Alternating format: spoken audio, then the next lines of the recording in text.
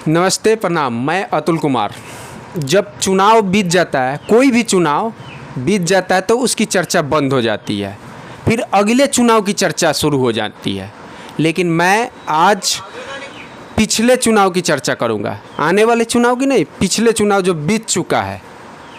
पंचायती चुनाव हुआ था, जिला परिषद का भी चुनाव था। पूर्व जिला परिषद हमारे साथ हैं पुष्पा सिंह जी, ये मसरख से जिला परिषद रह चुकी हैं। अभी रामविलास लोजपा के महिला जिला अध्यक्ष हैं सारण के। कई पद, ये लोक गायिका भी रह चुकी हैं, अभी भी लोक गायिका हैं। कई कला इनमें है। मैं बात करूंगा कि आप लोजपा के महिला जिला अध्यक्ष हैं, पूर्व जिला परिषद भी हैं और मेयर उप मेयर की चुनाव भी लड़ चुकी हैं। क्या एक्सपीरियंस है आपके पास रहा अभी तक के जर्नी में, पॉलिटिक्स में? सबसे पहले तो आपके चैनल को धन्यवाद देना चाहेंगे कि जो हमारी आवाज़ को जन जन तक पहुंचाने का काम करते हैं, और हमारे जितने भी दर्शक हमारे क्षेत्र के लोग देख रहे हैं, आप सभी को मेरा सादर प्रणाम नमस्कार है और आशीर्वाद की कामना करते हैं। देखिए, कहा जाए कि कुछ ना कुछ सीख मिलता है, और हमारी पहली ही जीत हो गई। हम तो आज भी अपने क्षेत्र के लोगों का ही धन्यवाद देते हैं कि आपने पहली बार में ही मुझे जिला पार्षद बनाया। तो उस चीज़ को मेरे अंदर हमेशा ध्यान रहता है कि नहीं, अच्छा से अच्छा करके दिखाएं और बेहतर करने का प्रयास करते हैं। मेरा सवाल है, जन के बीच में मैं भी जाता हूँ, आप तो पॉलिटिक्स से हैं तो आप भी जाती होंगी। जब पहली बार आपने चुनाव जीता था तो चर्चा था कि एक पुष्पा सिंह है, जिला परिषद मसरख में जीत चुकी हैं। दूसरी बार जब चुनाव आप हार गई हैं, लेकिन आज भी लोग के मुंह पर रहता है आपके जिला परिषद कौन है, तो पुष्पा सिंह है। देखिए, दूसरी बार चुनाव तो हारा नहीं कहा जाएगा, क्योंकि आपको पता होगा कि ये मसरख जो है नगर पंचायत बन गया, जिसके वजह से नॉमिनेशन मेरा कैंसिल हो गया। ऐसा कोई नियम है कि आप अगर नगर पंचायत में आ जाते हैं तो पंचायत चुनाव नहीं लड़ेंगे। उसके लिए ग्रामीण क्षेत्र में मेरा नाम भी ऐड हुआ था, लेकिन किसी कारणवश अब किसी का नाम नहीं लेना चाहेंगे। क्या ऐसा कारण हुआ कि उसमें कुछ त्रुटियाँ आ गई, नाम में गड़बड़ी हो गया, और उसको जो पंचायती लिस्ट कहा जाता है उसमें उस नाम को नहीं लाया गया, ऐड किया गया, क्योंकि ये चुनाव से वंचित हो जाए। तो मेरा वो चीज़ तो भूलने वाली नहीं है, क्योंकि पूरा 5 साल मेरा भविष्य माने समझिए कि ख़त्म हो गया। तो वो कोई बात नहीं, फिर भी हम हार नहीं माने हैं। मेरे पास जनता का अपार जो समर्थन है, जो प्यार है, उसी के वजह से आज आपके सामने बोल रहे हैं। अच्छा, फिर चुनाव आप लड़िएगा? बिल्कुल लड़ेंगे, हम तो हार क्यों मानेंगे। अगर हमको जनता समर्थन देती है, इतना प्यार आशीर्वाद, आज भी नहीं लगता है कि मैं जिला पार्षद पद पे नहीं हूँ, मुझे लगता है कि मैं आज भी हूँ। अच्छा, आप एक महिला हैं, युवा हैं, तो आपको क्या लगता है कि महिला को क्या सुविधा देना चाहिए सरकार के तरफ से, या महिलाओं में क्या कमी है अभी भी?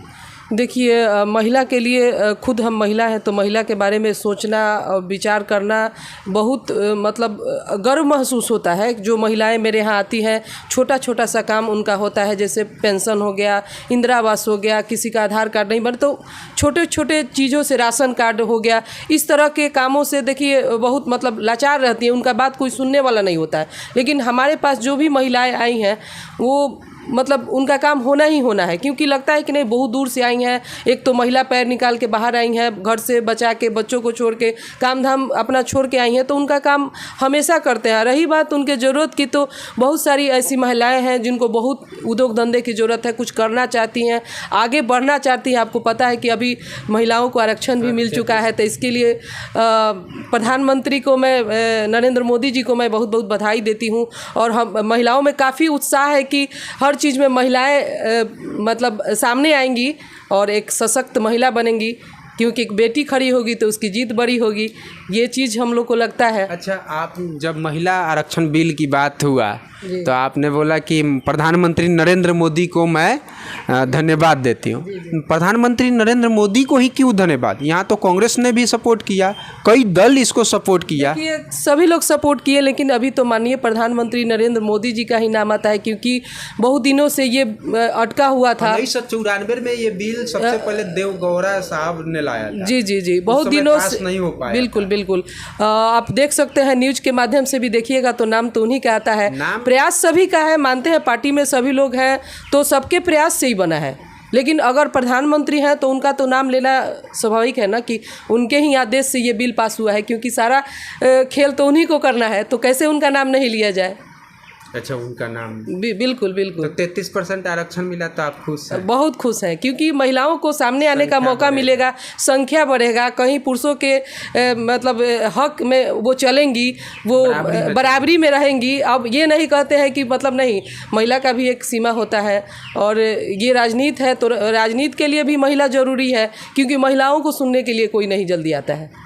अच्छा, आप जब जिला परिषद थी तो आप क्षेत्र का भ्रमण करती थी, बाढ़ जब दहाड़ आया था गांव में तो भी आप जाती थी, हर मतलब कि लोगों के बीच में हमेशा गई हैं। तो आज भी मेरे पास महिलाएं या पुरुष हैं, जो भी काम होता है छोटा बड़ा, आज भी मेरे पास आते हैं लोग कि नहीं वो तो कभी मिलती नहीं है, कभी भेंट नहीं होती हैं, और बड़ी अरमान से हम लोग मतलब वोट दिए थे कि इनका पति नहीं है, आपको पता ही है उनकी मृत्यु हो गई थी, तो इस सहानुभूति वोट और मिला था। तो कहीं कोई जाता है तो पहले तो उनसे भेंट नहीं होता है, काम तो दूर की बात है।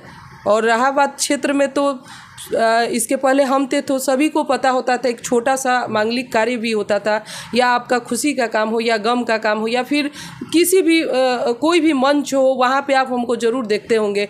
हमेशा अपने क्षेत्र में मतलब जाते रहते थे, मतलब लोगों के बीच में, लोगों के बीच में हमेशा परिवार की तरह। लोग आपको जिस विश्वास से जिताए उस विश्वास पर आप खड़ी रहती थी, लेकिन किसी कारणवश आपका नॉमिनेशन कैंसिल हो गया, जिससे आप चुनाव से वंचित रह गई और आज बिना पद पे हैं। अच्छा, एक बात बताइए कि अभी मशरक है जी, और मशरक को आप अच्छी तरीक़ा से, मशरक में क्या, अब तो नगर निगम में आ गया, नगर निगम का भी आप चुनाव लड़ चुकी, क्या कमी दिख रहा है? देखिए, अब कमी खोजा जाए तो बहुत सारी कमियां हैं। अभी तक एक मेन जो मुद्दा है हमारे स्टेशन फीडर रोड का जो बदहाल स्थिति है, आप लोग भी जाते आते होंगे तो कई गांवों से आवागमन का वो रास्ता है, और मुख्य मशरक जिसको स्टेशन रोड उसको बोलते हैं, तो जल जमाव हमेशा मतलब लगा रहता है, तो वो एक मुद्दा है। और रहा बात नगर पंचायत का, तो उस तरीके से काम नहीं हो रहा है जिस तरह होना चाहिए। हमेशा सफाई होना चाहिए, रोज़ कचरा उठना चाहिए, तो कभी एक आध दिन मतलब आ गया, और यही सब है। मतलब सुस्ती काम चल रहा है, जैसे कि लग नहीं रहा है कि ये मशरक नगर पंचायत बना हुआ है। अच्छा, एक सवाल और उठ जा रहा है मेरे मन में, जब चुनाव बीत जाता है, सेकंड पार्टी हार जाता है, या कोई मतलब मान लीजिए कि आप हार गई है, तो जनता के मन में हो जाता है कि वो तो हार गए, तो मैं उनके पास नहीं जाऊं, वो मेरा काम नहीं करेंगी। क्या ऐसा होगा? अगर किसी का काम है, अगर आपके पास आए तो काम नहीं, हम आज भी जनता का काम करते हैं, और कभी नहीं लगता है जनता को भी कि उनके पास जाएंगे तो मेरा काम नहीं होगा। बिल्कुल होगा, ज़रूर होगा। अगर हमारे में क्षमता है तो काम तो हमेशा होगा। ऐसा क्यों है कि हम पद पे नहीं है तो काम नहीं होगा? जरूर होगा। समस्या क्षेत्र में आएगी, कोई भी बुलाया जाएगा तो बिल्कुल बिल्कुल हम वहाँ पे जाते हैं बिल्कुल। ये पुष्पा सिंह जी थी जो पूर्व जिला परिषद में थे, उनसे मैं विकास पे कई मुद्दों पर चर्चा कर रहा था, बात कर रहा था। महिला हैं, युवा है, क्षेत्र में रहती हैं, इनसे लोगों को विश्वास है, आगे भी ये प्रयास कर रही हैं कि हम कैसे लोगों के विकास में हम शामिल हों, विकास कर सके, लोगों के हर समस्या में शामिल होकर उनका प्रॉब्लम को सॉल्व कर सके। नमस्कार।